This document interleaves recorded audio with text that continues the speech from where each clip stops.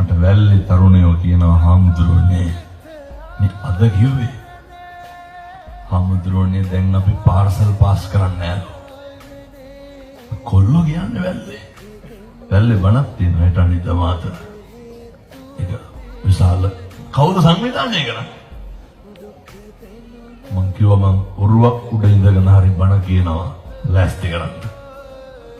මේ වැල්ලේ ඉන්න අර තරුණ මහත්තුරු මේක කරන්නේ. ඒ ධර්මයේ ආශ්චර්ය අනුභවය. තරුණයන්ට මේවා තේරෙනවා. මේවා දැනෙනවා. තරුණයෝ තේරුම් ගන්න ඕනේ.